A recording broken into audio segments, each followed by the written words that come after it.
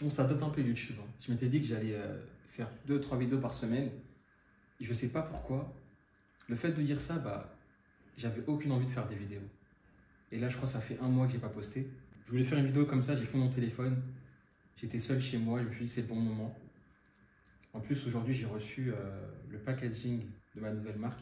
Enfin, un échantillon du packaging. Je vais vous montrer sans montrer la marque. Ça se présente un peu comme ça. Bon, je vais flouter le nom de la marque. Mais je trouve que c'est stylé quand même. Donc là, je suis sur la création d'une nouvelle marque. Et je vous avoue que c'est assez stressant. Vous savez, quand vous avez un nouveau projet, moi je suis quelqu'un, j'aime beaucoup passer très vite à l'action. Et pas me concentrer sur des tâches futiles qui ne te rapportent pas d'argent. Et le fait de repartir de l'étape numéro 1, vraiment de se concentrer sur l'expérience client, le packaging, la carte de remerciement, le branding, bah, je sais que c'est important, mais pour moi le plus important c'est de vendre.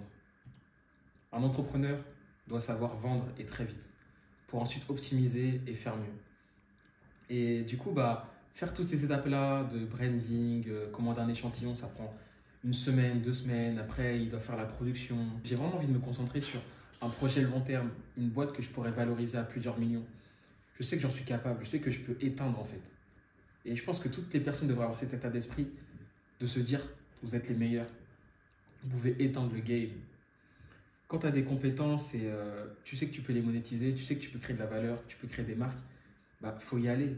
Let's go, tout droit. J'ai tellement d'idées, mais moi j'ai pas d'idées pour créer un business. Moi, je préfère prendre un business qui existe déjà et le reproduire en mieux. Parce que je sais que juste en copiant une idée qui marche, et ben, je vais pouvoir faire mieux, je vais pouvoir optimiser, je vais pouvoir apporter de nouvelles idées. Moi j'aime bien l'idée de, vous savez, quand vous avez une marque et vous n'avez pas encore le stock, vous n'avez pas encore le produit, je pars du principe qu'il faut vendre, qu'il faut tester des créatifs, qu'il faut faire des vidéos, il faut attirer les gens, il faut avoir une acquisition qui est vraiment parfaite et faire énormément de créatifs, réitérer, optimiser.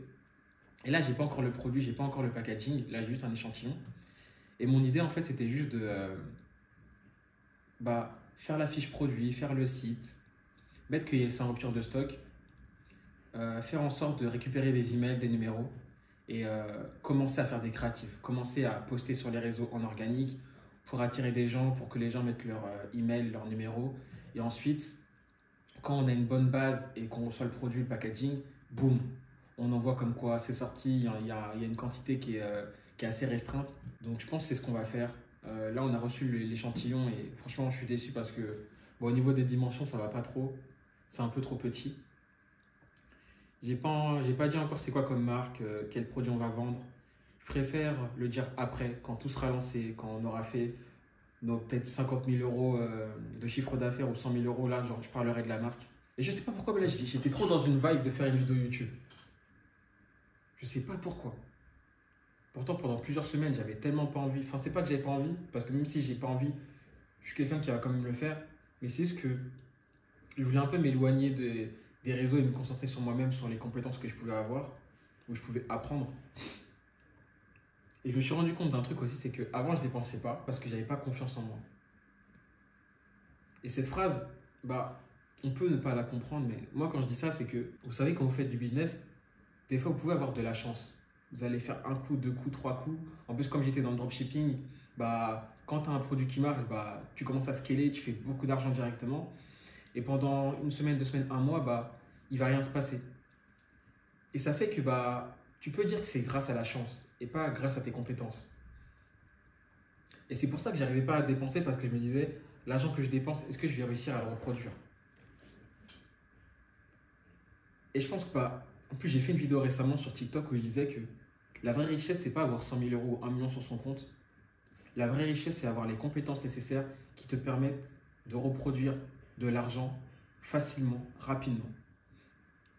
Parce que même si j'ai 1 euro sur mon compte, et ben je sais qu'avec mes compétences, je peux faire des millions. Et du coup, je ne serai pas dans un mindset où je vais me dire non, il ne faut pas que tu dépenses parce que après, tu ne sais pas si tu vas réussir à reproduire cet argent-là. Mais bref, tu sais, je suis une petite parenthèse. En ce moment, ça va bien. Je suis stressé, mais c'est l'entrepreneuriat. Un entrepreneur doit gérer ce stress. Un entrepreneur doit réussir à trouver des solutions à des problèmes. Donc, c'est un peu la vie que j'ai cherchée, la vie que j'ai trouvée. En tout cas, bah, je travaille pour moi et c'est le plus important. Je suis libre de mon temps. Donc ça fait quand même plaisir. Il y a pas mal de choses qui ont changé, hein, on va pas se mentir.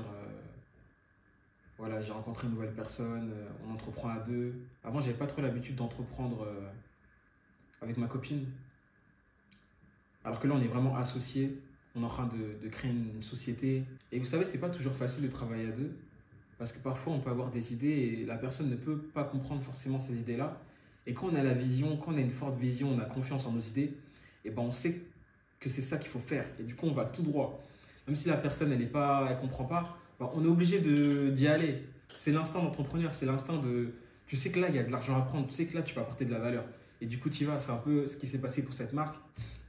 Même si elle était d'accord avec moi sur l'idée que j'ai eue, je sais que c'est une idée, mais de malade et qu'on va étendre. En plus, un truc qui est bien qu'on a fait, c'est que on a commandé chez les concurrents. Parce que moi, comme j'ai dit, je ne lance pas de produit s'il y a pas de concurrents. Donc j'ai commandé le produit chez deux trois concurrents. Je me suis dit, mais purée, comment on va vous éteindre? Comment on va vous éteindre? J'ai tout analysé. Leur avantage concurrentiel, tout ce qu'ils ne mettent pas en place, tout ce qu'on nous on peut mettre en place, leur packaging, l'expérience client. Je me suis dit, il y a tellement de trucs à mettre en place. En fait, ça m'excite. Même si ça me stresse, ça peut faire peur, mais ça m'excite en fait. Parce que je sais que là, il y a moyen de faire un vrai business. Il y a moyen vraiment de valoriser un business à plusieurs millions. Et moi, je pense que j'ai un problème dans l'entrepreneuriat. Enfin, je ne sais pas si c'est un problème. Parce qu'en vrai, un entrepreneur, pour moi, c'est une personne qui doit passer vite à l'action. Mais j'ai l'impression que moi, je passe trop vite à l'action. Et je ne réfléchis pas. Et je sais qu'en pensant comme ça, bah, c'est sûr que tu vas avancer beaucoup plus vite.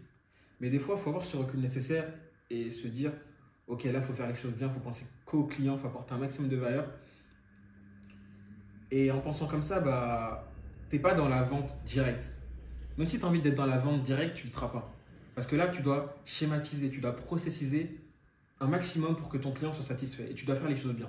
Comme le packaging, la carte de remerciement, le fait de mettre une carte avec moins 10% que ça commande. En fait, tout ça, c'est ce qui va faire en sorte que ton client va revenir et tu auras une haute LTV. Et en vrai de vrai, il y a plusieurs métriques dans l'e-commerce. On va parler souvent de ROS, de retour sur investissement, de taux de conversion sur le site, de coût par achat, plein de termes techniques.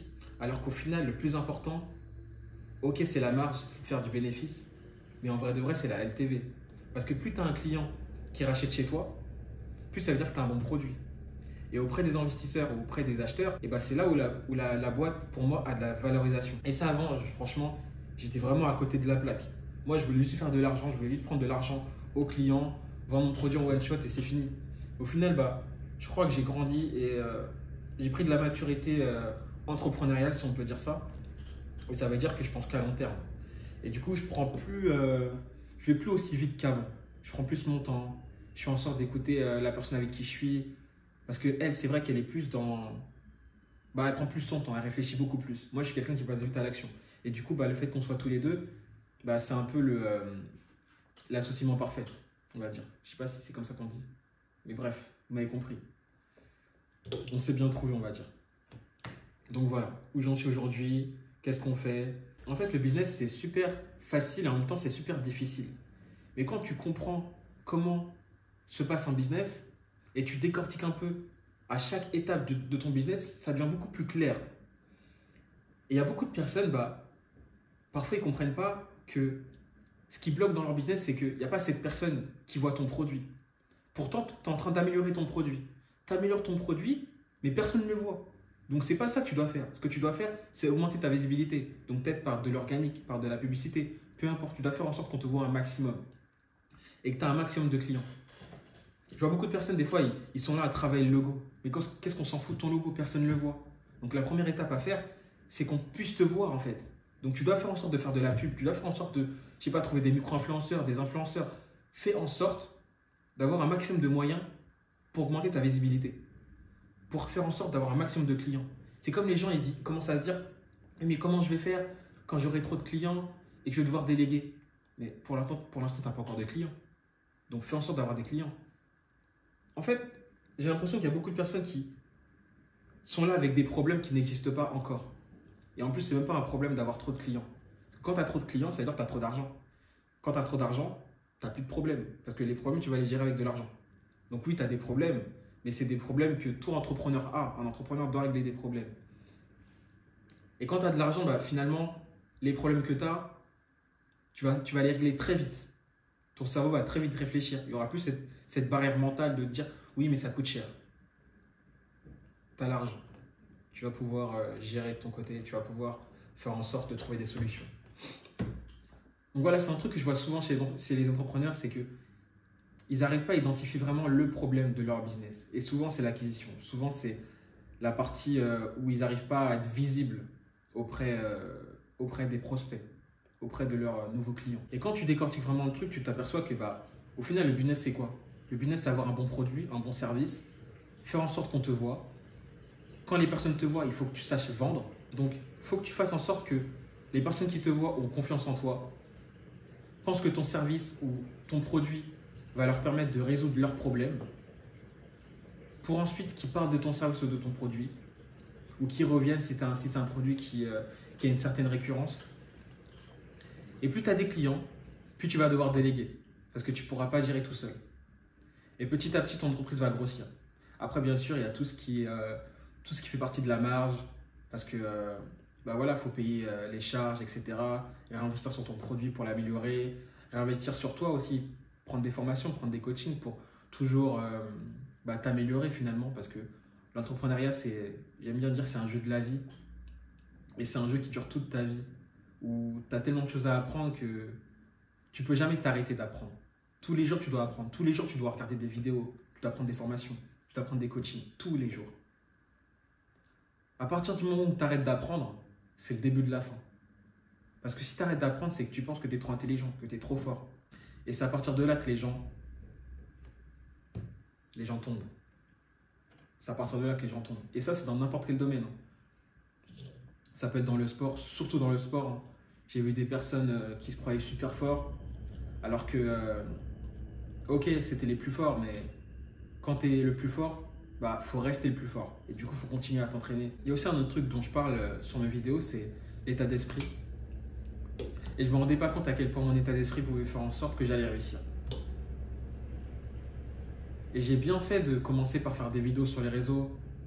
Parce que faire des vidéos, ça m'a permis vraiment de me développer mentalement. Et après, c'était facile pour moi d'entreprendre, dans le sens où l'échec, je m'en fous de l'échec en fait. Je suis là pour éteindre, je suis là pour réussir, on y va. Même si j'échoue, je vais me relever, je vais continuer. C'est ça que tout le monde doit penser comme ça pour moi. En fait, je sais pas ce qui est bien. C'est de faire des vidéos, genre 2-3 fois par semaine, ou pas faire de vidéos, et comme ça, un jour, je prends ma caméra et je me filme. Parce que moi, mon objectif, c'est pas d'avoir des abonnés de ouf sur YouTube. Moi, c'est juste de documenter ma vie, documenter mon parcours, documenter ce que je fais actuellement, où j'en suis. Et comme ça, dans 5-10 ans, les gens qui me verront multimillionnaire, ils vont savoir que c'est pas pour rien que je le suis. J'avais déjà cette mentalité avant d'avoir plusieurs millions sur mon compte. Mais bref, je vais m'arrêter là.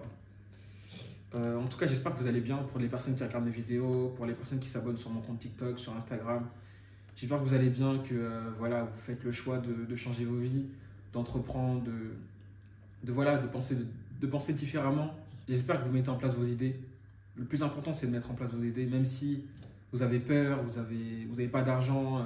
L'argent, ça se trouve, l'argent, ça se gagne. Ne vous inquiétez pas. En tout cas, le plus important, c'est de passer à l'action et c'est de faire tout ce qu'on pense. Parce que souvent, la plus grosse douleur, c'est d'avoir des regrets. Et j'encourage tout le monde à mettre en place vos idées, parce que le jour où vous avez des regrets parce que vous n'avez pas fait certaines choses et que vous avez 40 ans, 50 ans, vous avez des enfants, et c'est un peu le début de la mort pour moi. Même si tu es encore vivant, tu es encore sur Terre, pour moi, tu es mort. Donc je vous encourage tous à passer à l'action finalement. Je pense que c'était les derniers mots que je vais dire en vidéo. Et je vous souhaite à tous une bonne journée ou une bonne soirée ou bon week-end, peu importe, bonne semaine globalement. Je sais que là c'est les vacances, donc profitez de vos vacances, mais pas trop. Moi j'aime bien dire, quand les gens vont en vacances, c'est là où il faut travailler 10 fois plus. Parce que comme ça tu prends de l'avance sur tout le monde. Mais peu importe. Passez des bons moments et j'espère que vous allez tous bien.